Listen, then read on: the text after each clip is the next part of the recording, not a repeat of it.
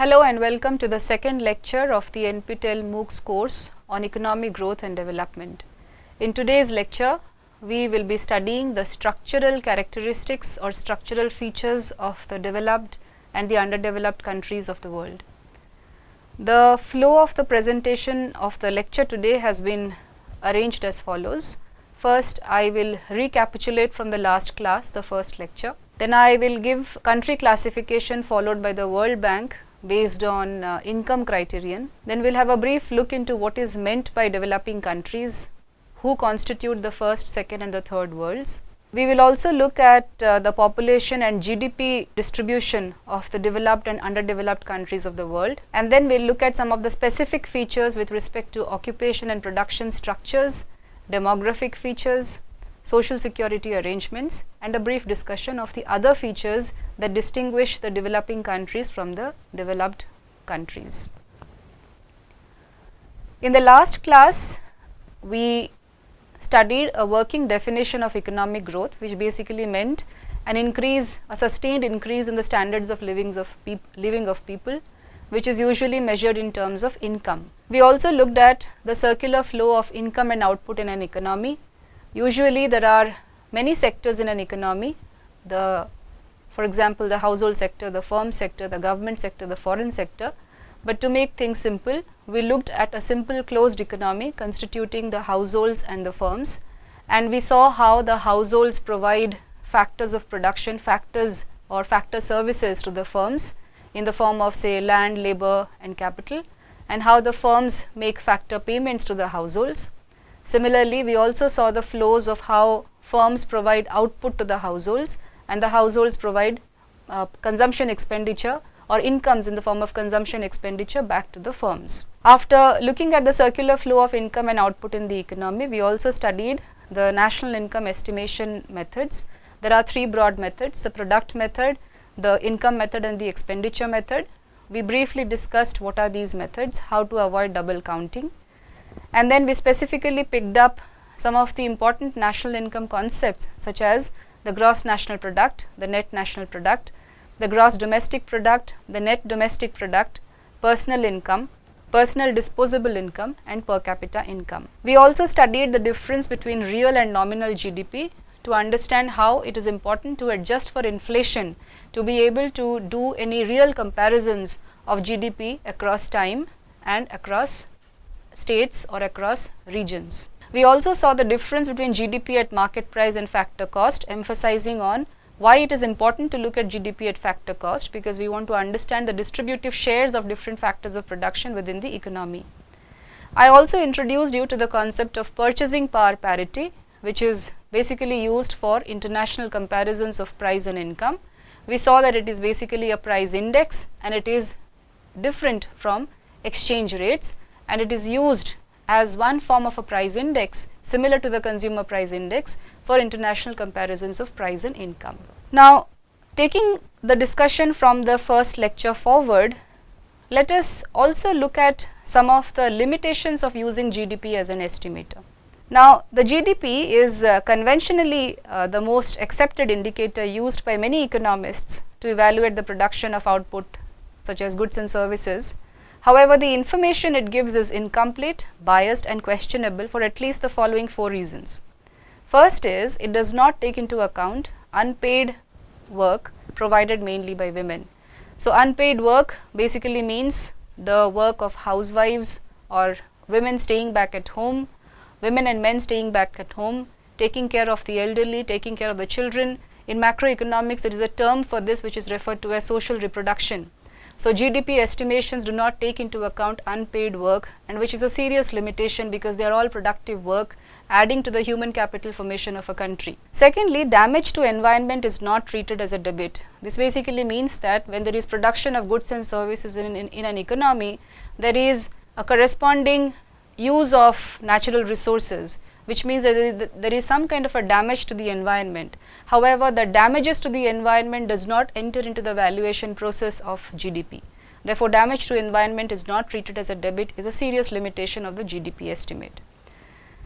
The third limitation is that the unit on which the calculation is based is the price of a commodity or a service and not the amount of work it requires. If you recollect from the last class on the definition of GDP, you would remember that we discussed that GDP refers to the valuation of all the final goods and services produced in a country in a given period of time, in a given year particularly. Now, when we are referring to final goods and services, we are not referring to the amount of time and effort required to produce those goods and services. Now, the time required to produce the goods and services in a country A and a country B may be very different, and the terms and conditions of works may be different. The environment under which the workers are working may be very different. For example, a country A may be producing a product by putting in, let's say, 6 hours of work, but a country B may be producing a product by putting in, let's say, 10 hours of work. However, these differences in working conditions are not taken into consideration while making a valuation of GDP. Therefore, this is a serious limitation. The fourth limitation is that inequalities within a country do not enter into the calculation of GDP. We know that there are sharp income differences within a country.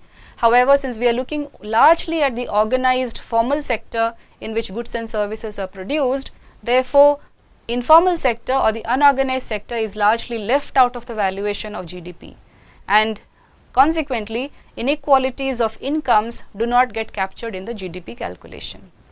Now, despite these inadequacies, GDP is an important indicator of economic imbalances between the global north and the global south.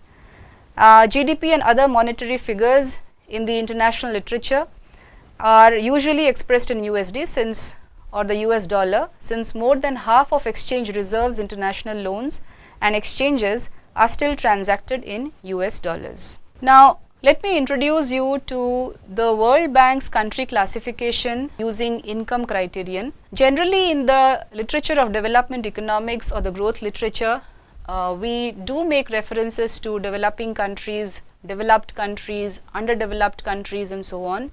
However, the growth story of the last 25 odd years tells us that these categorizations have become very fluid.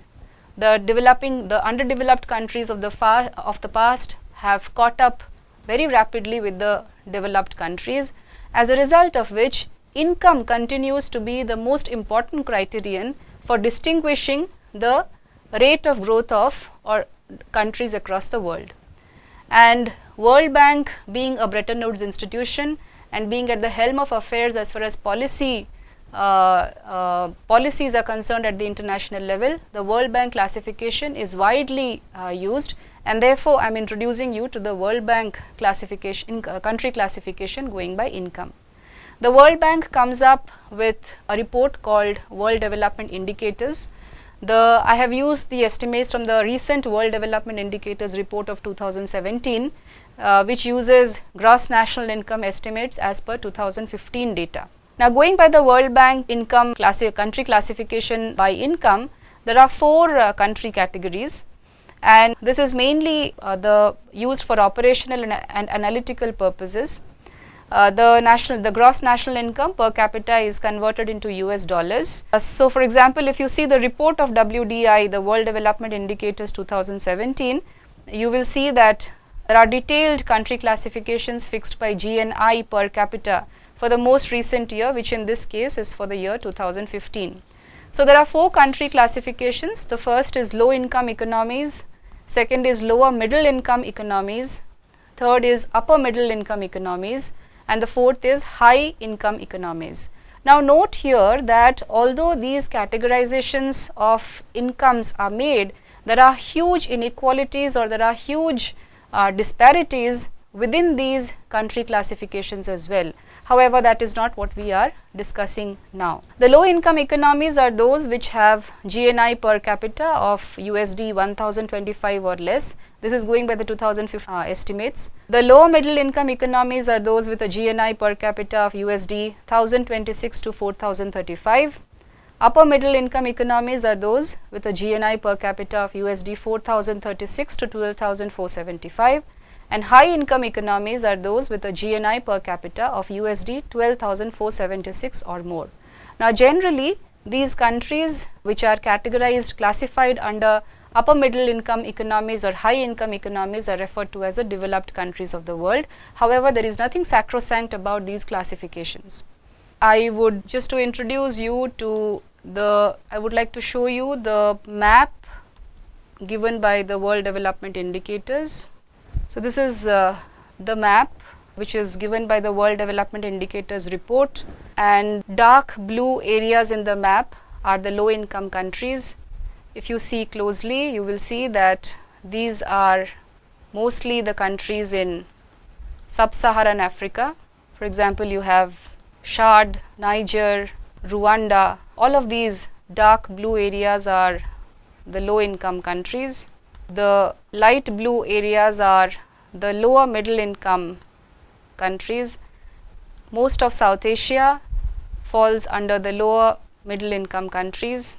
Central Asia, Russian Federation, South America, countries coming under these light red areas are the upper middle income countries, and America, North America and Western Europe are largely the high income countries. Since I have already introduced you to GDP at market prices and GDP at purchasing power parity in the last class, this is just to show you how the countries are ranked going by the latest estimates of GDP 2015, which came out in the World WDI report of 2017. Going by the GDP market prices or the market exchange rates, you would see that the countries are ranked as United States as the first ranked country, followed by China, Japan, Germany, UK, France, India, Italy, Brazil and Canada. Most of the developed countries are ranked first. However, going by the purchasing power parity exchange rates, China surpasses the all other countries, followed by United States and India. Now, this is the importance of looking at GDP market at market price versus GDP by purchasing power parity exchange rates. Now, let us come to the vocabulary. It is very important that we define developing countries.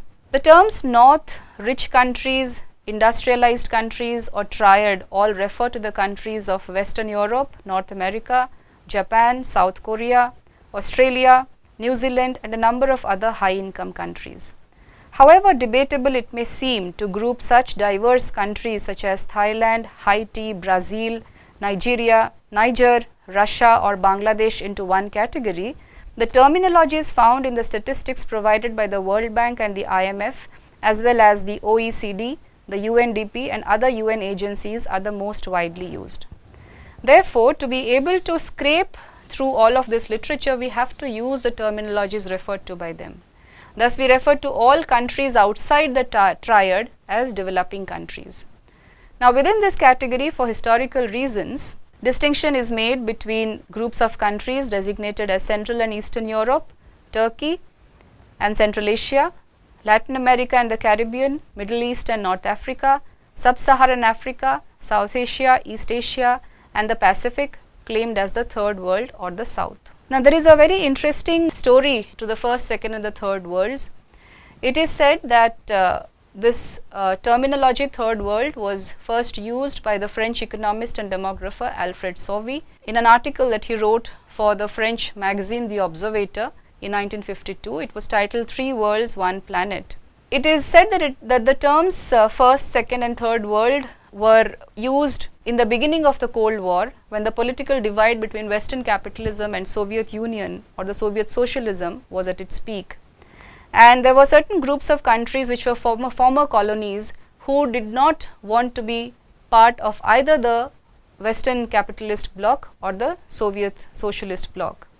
Now, thinking of these three factions, Alfred Sauvy, the French economist and demographer, talked about the three worlds. The first world consisted of the US, Western Europe and their allies. The second world was the so-called communist bloc, and the third world constituted the former colonies. Now, because many of these third world were impoverished, the terms came to be used, they were also referred to as the poor world. Over a period of time after the fall of Soviet Union, the terminology second world went out of the vocabulary of the first, second and third worlds, and the terms that were largely used or frequently used in the growth literature, the development literature, was the first world and the third world. Now this is an additional reading for those interested in looking at the history of the formation of the third world, the composition of the third world. I would urge you to look at B.R. Tomlinson's essay on what was the third world, which was published in the Journal of Contemporary History in 2003. Now moving on, so if we want to look at who constitute the developing countries, we can categorize them further into the third world or the south, and then the Central and Eastern Europe plus Turkey and Central Asia. They are both referred to as the developing countries of the world. Now let us look at some distributions.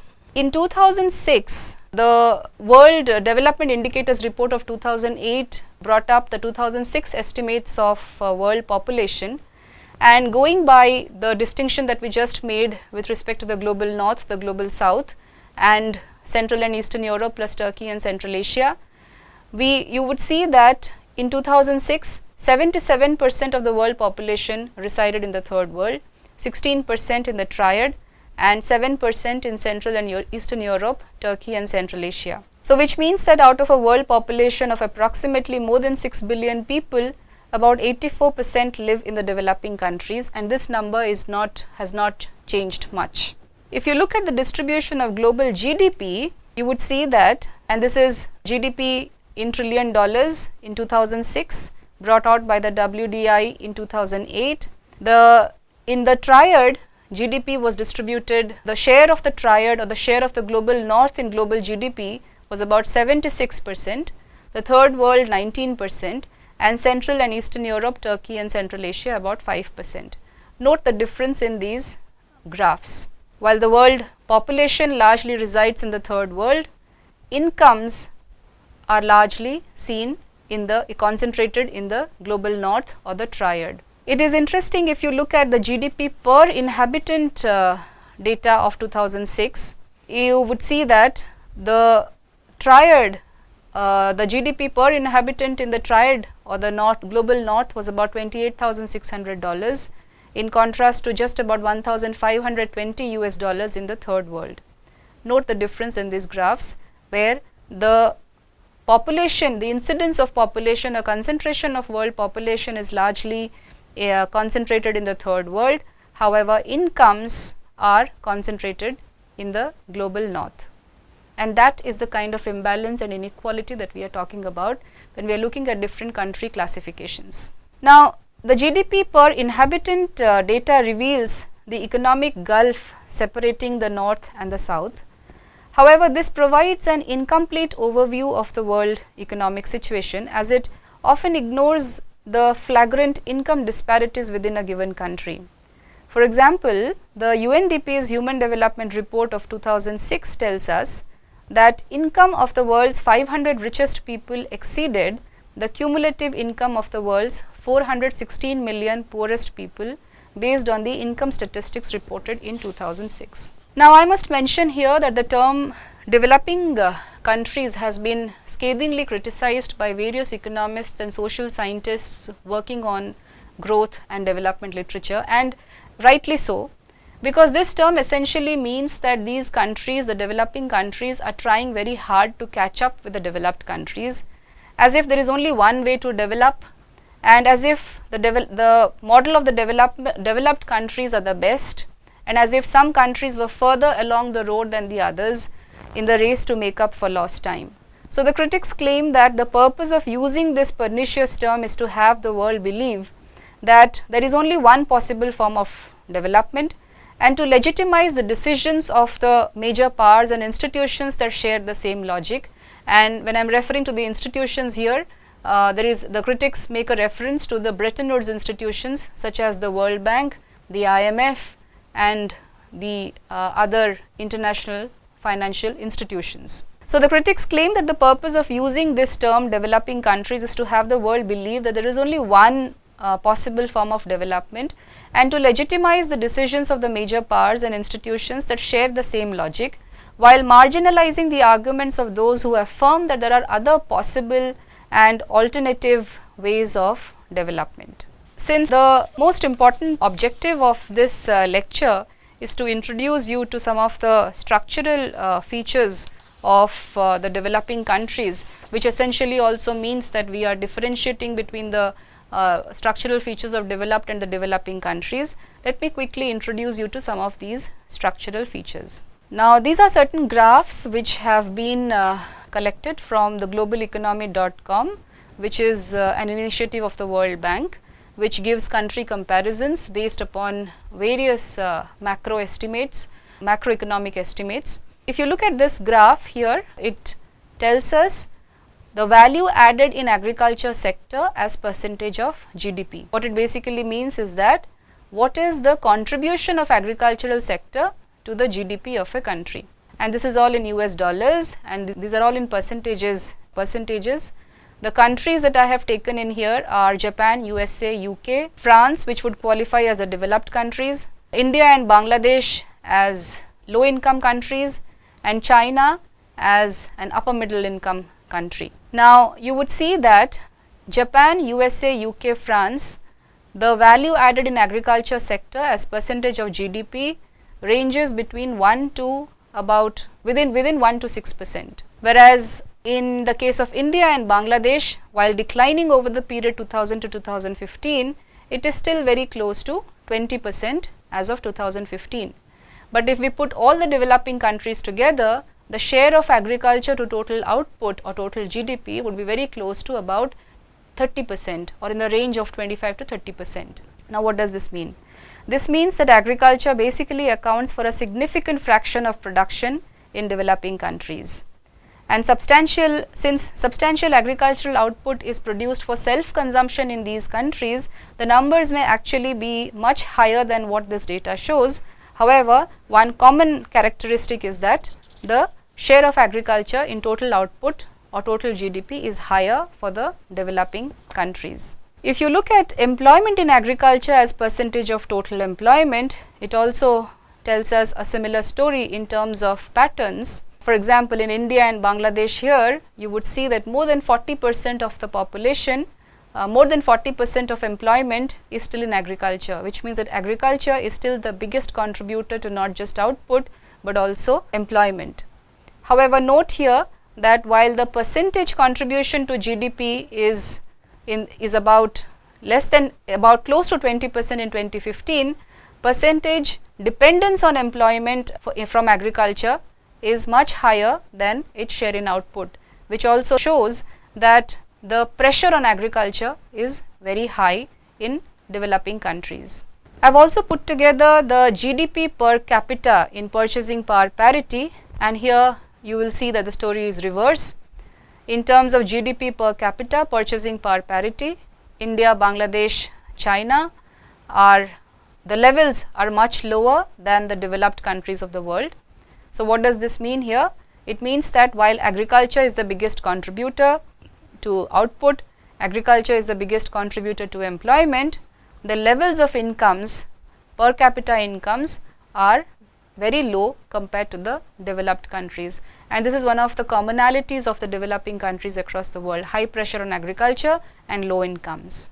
I have also put together the human development indices, the rankings, the human development index of these countries, and you would see that India, China and Bangladesh rank lower than the developed countries of the world.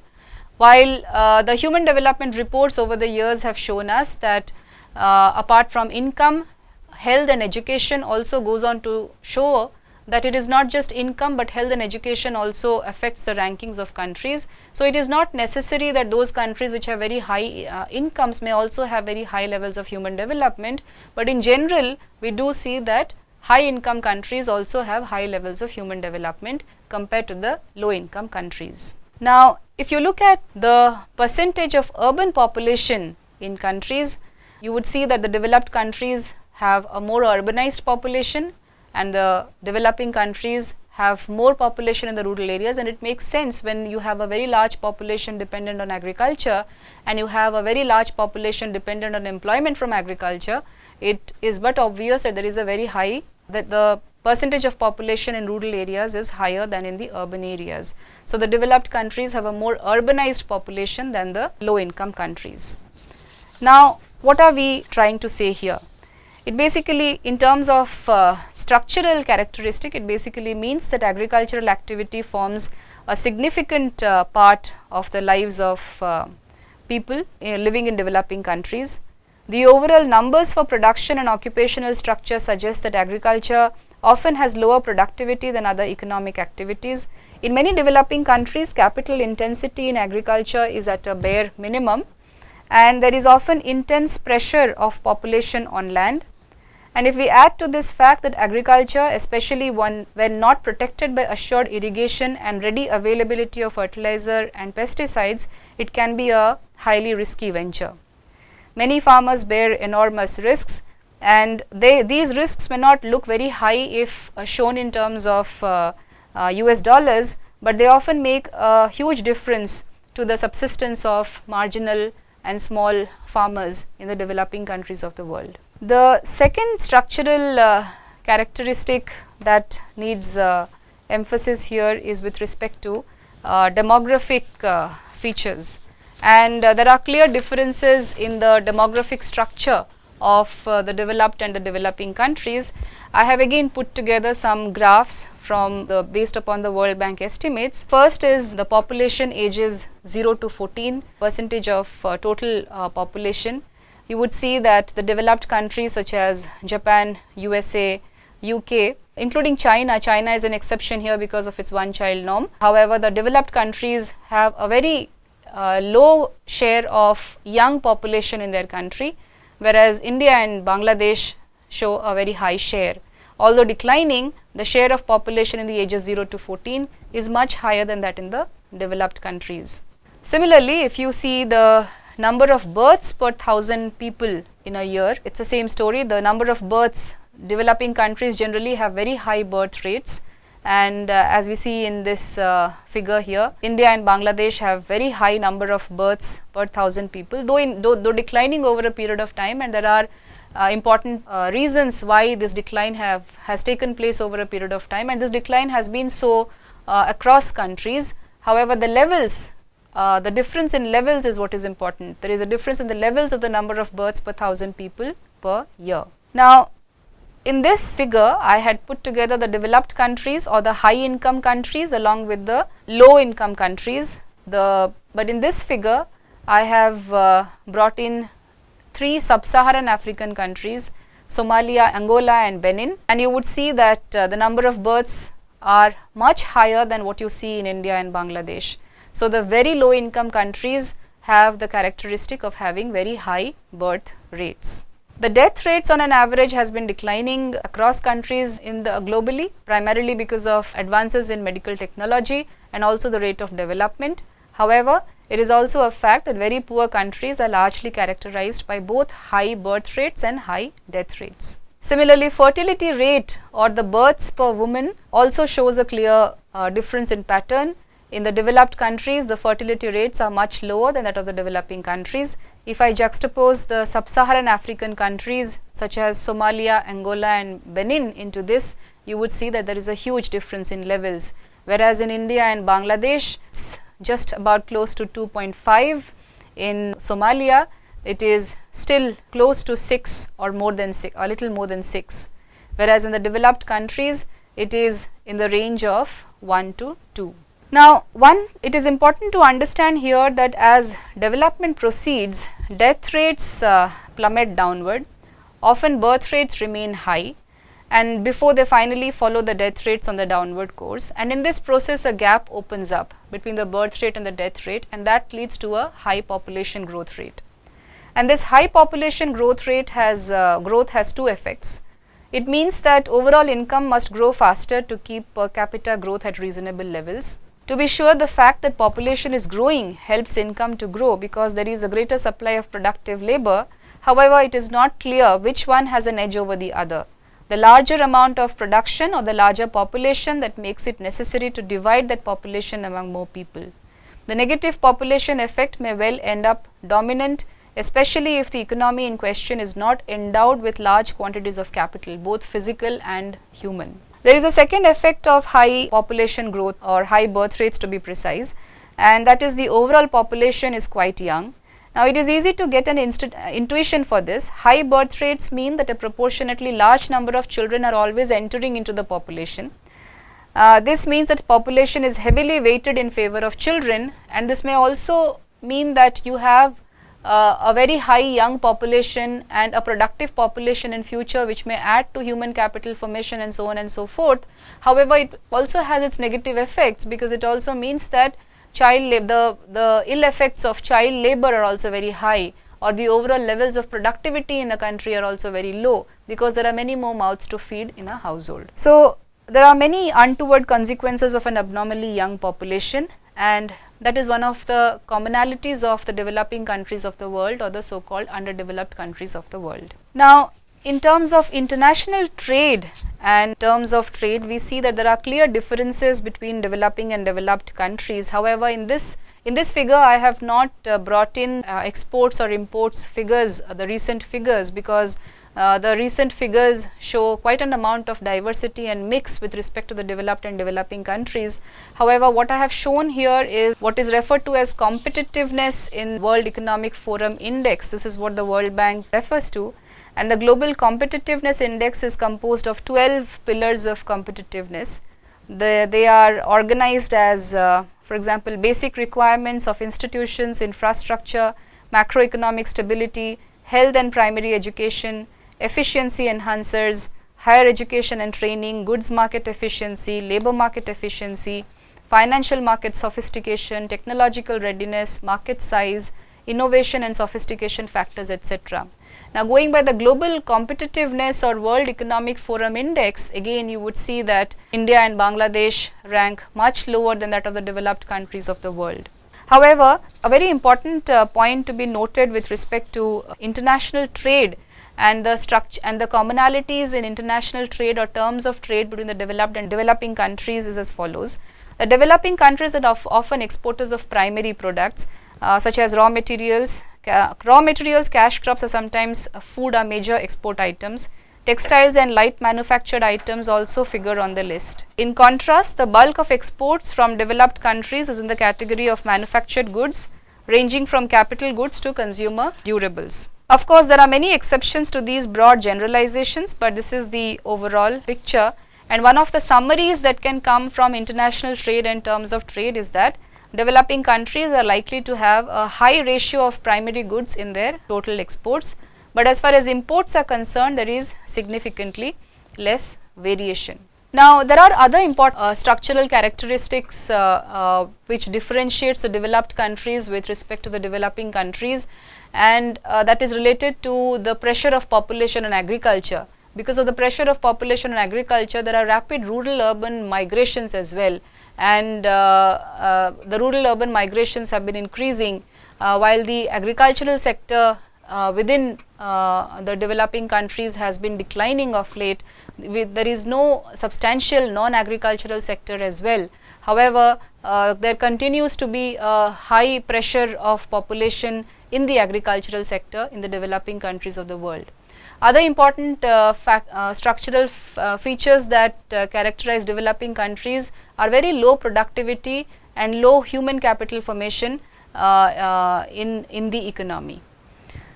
Now, one last structural characteristic which I would like to emphasize on is about social security arrangements in the developed versus the developing countries. Now, as I have already discussed in the last class with respect to GDP calculations and the organized formal sector, the developed countries are characterized by a very large organized sector, a very large formal sector, whereas the developing countries have a very large informal sector. And one of the characteristic features of the developed countries is that social security grew massively after the Second World War, and in the past 30 years many countries have introduced reforms in unemployment benefits and social assistance. In developed countries, social security covers workers and their dependents against old age, unemployment, health and other risks. Social security systems are complex and large. It may range from 31% of GDP in Sweden to about 16% in USA. Cross-country studies of income redistribution that examine the coverage of low-income risks by government programs show that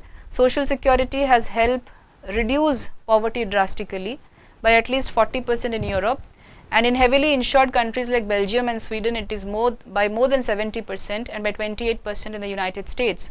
However, in contrast, developing countries only have a large bouquet of anti-poverty programs. The formal sector workers have access to social insurance, and the very poor have some access to social assistance and health services, but large population groups are not covered.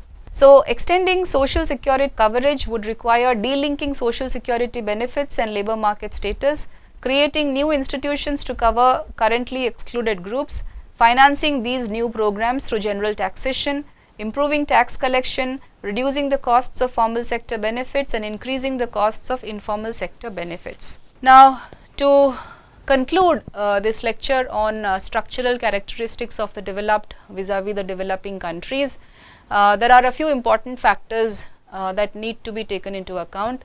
One is the overwhelming importance of the agricultural sector. While the industrial sector is also increasing in the developing countries of the world, agriculture continues to be the mainstay of the developing countries. A very large share of employment continues to come from the agricultural sector, accompanied by very large rural-urban migrations.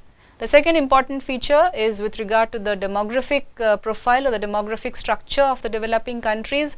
The developing countries or the so-called underdeveloped countries still have a very high birth rate and high fertility rates, and therefore the share of young population in the country is very high, and that also leads to a very high dependence ratio.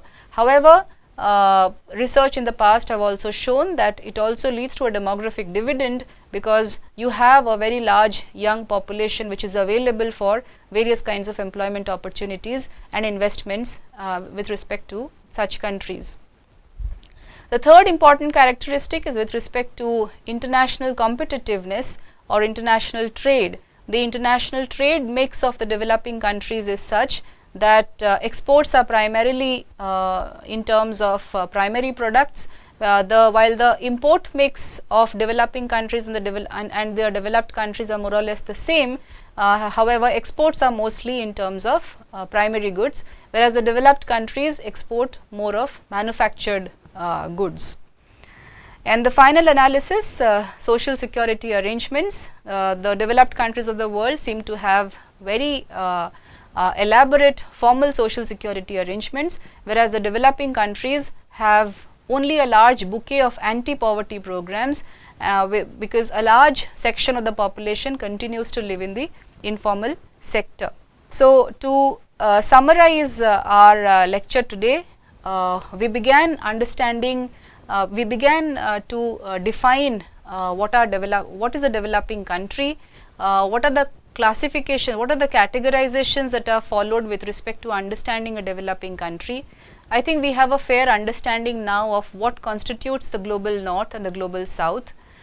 We got introduced to these concepts of the first world, the second world and the third world.